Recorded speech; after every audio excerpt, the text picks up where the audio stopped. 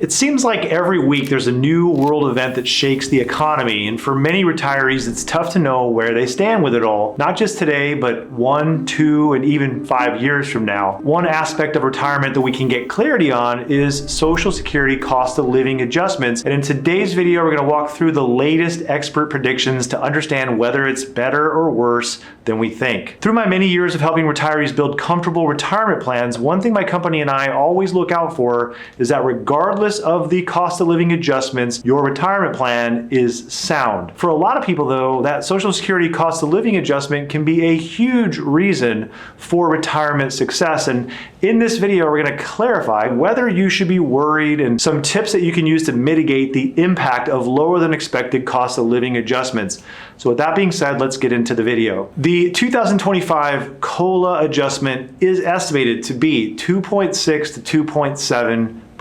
We won't know this for sure until October of 2024 because the calculation is based on the first 9 months of the year, and it's going to go into effect January of 2025. It's interesting though to note that there's something happening this year for the very first time in over 30 years with Social Security, and that is this is the very first time that we've had 4 consecutive years in a row where the cost of living adjustment has at least 2.6% each year or more. The last time we saw this was the early 1990s. The COLA plays a part of the majority of Americans' retirement sustainability because it's one of the only assets that we have that can increase for inflation. However, it does have a mixed history. Prior to 1975, the adjustments for COLA were very erratic and unpredictable. In fact, from 1940 to 1970, Congress approved only 11 COLA adjustments. So what happened was in 1975, they decided to tie the COLA adjustment decision to something called CPIW, and that stands for the Consumer Price Index for Urban Wage Earners. Now that was definitely a welcomed improvement, but arguably they might have used the wrong index for the job. And I say that because CPIW measures the need for working adults, whereas people who are receiving Social Security, they're not usually working adults, they're actually retired. Working adults spend their money differently than seniors. Working adults spend their money on things like education, clothing, and cars, and seniors have increased spending on things like shelter and medical care services. The cost of shelter and medical services has surged way beyond many of the other categories, and even if you use a more generous measurement like CPIU rather than CPIW, you'd see that seniors would be granted a larger cost of living adjustment than CPIW, but that truly doesn't still cover the cost of inflation. And that being said, how does the 2025 COLA compared to the previous years? Well, over the past 15 years, COLA adjustments have been practically non-existent. In fact, 10 out of the last 15 years, the COLA has been 2% or lower. Now, there was zero COLA in 2010, 2011, 2016, and 2017, meaning no increases whatsoever. And then that changed dramatically in recent years. In 2022, it was 5.9%. 2023, it was a whopping 8.7%.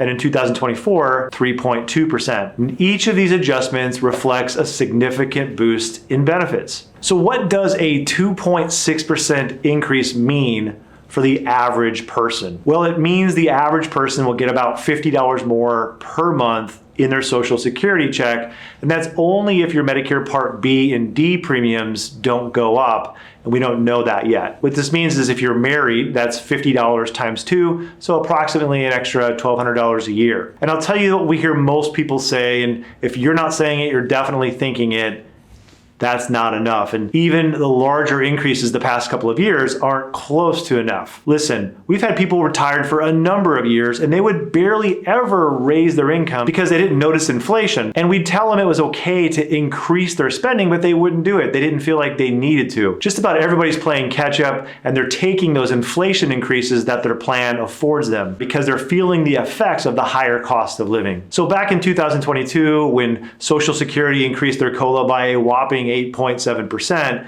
you know it was bad out there because, in my opinion, cost of living adjustments do not match real inflation.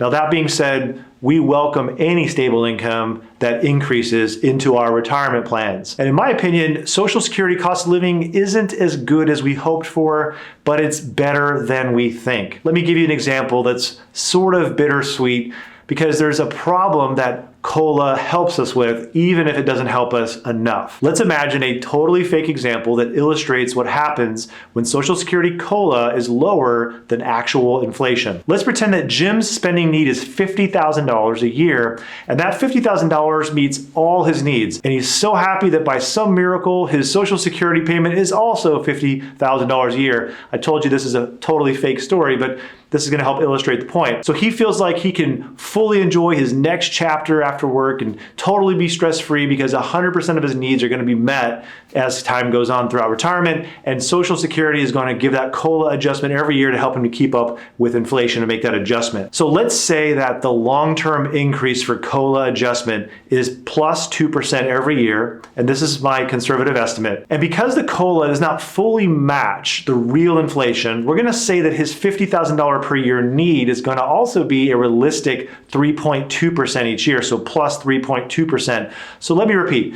Totally fake example because nobody or very few people have 100% of their needs met from Social Security. $50,000 lifestyle growing by plus 3.2% per year, and a $50,000 Social Security income growing by plus 2% per year. Well, what happens to Jim's enjoyable retirement over time? Well, 10 years into retirement, his Social Security is paying $59,755 per year, but his real lifestyle is $66,388. So Jim's gonna feel like he's spending about $500 less per month just 10 years into retirement. And by year 20, his Social Security is paying $72,841 per year, but his real lifestyle need is $90,967. So now Jim feels like he's spending $1,500 less per month than he was when he started retirement. So on the one hand, we're grateful that Jim's income grew at all, but on the other hand, his lifestyle becomes less and less every single year. The crazy thing about the story is that most of you watching this video will not have 100% of your needs met or covered by Social Security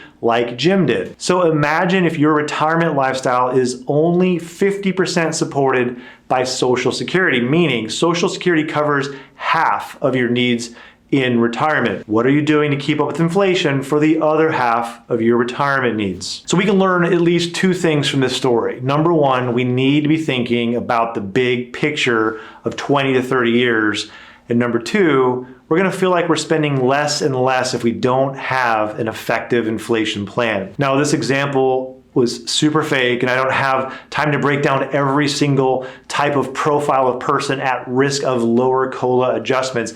But if you're looking to understand your own situation better, feel free to book a call with us. It's no cost. Just click the first link in the video description. Now, what can a retiree do to navigate COLA changes when they're lower than we hope for? Well, the first thing you want to look at is, do you have a sound income plan? And does that income plan include sound assumptions like the example I gave you with Jim, a reasonable cost of living adjustment, a reasonable inflation amount? You want to make sure your income plan includes that gap that's happening within it, and you want to see that your other investments are able to properly cover that gap so that you don't feel like you're forced to spend less and less money as time goes on. If you're proactive about having your income plan in place and you don't put it off, then the great news is that a conservative cost of living adjustment has already been figured into that plan. And so these announcements of lower cost of living adjustments, they don't bother you as much. I found that good financial planners have this passion about trying to reduce the number of things that are going to bother their clients. And they do this by thinking ahead. You know, you can't eliminate all the surprises and disappointments that are going to happen, but you can greatly reduce them. The other things that people look to help out here are reducing unnecessary expenses, part-time work and maybe even waiting a little bit longer before they claim their Social Security benefits. Reducing your unnecessary expenses goes without saying, but working part-time has become more and more popular, and it's even shifted in recent times because historically, working part-time in retirement meant that you were taking on a role of a cashier or maybe some mundane administrative task, and maybe you like that and that's great, but thanks to the gig economy, part-time work in retirement can be fun. It can mean selling baked goods, walking dogs, teaching piano, or tutoring on a topic that you might enjoy. So let's say that you work 6 hours a month for $20 an hour. Well, that little bit of extra cash can not only help your plan, but can also give you this sense of contribution. It's a great way to keep busy, get out there and interact with other people. I'm a big fan of it when I see people doing it. Part-time work could also contribute to you waiting a little bit longer to claim your Social Security benefits. And I know that we're complaining a little bit about the cost of living adjustment that Social Security provides, but the fact is having more of that inflation-adjusted money can really help your plan out in the long run. So following this video, you know exactly what you can do to mitigate changes to the lower than expected cost of living adjustments. And there are a multitude of Social Security, tax, and income details that I'm not able to cover in a video as short as this. So if you're interested in having a team of professionals look at your specific situation, help you design a plan so that you can live a long and stress-free retirement, click the link in the description, book a no-cost visit with my team. I'll see you in the next video.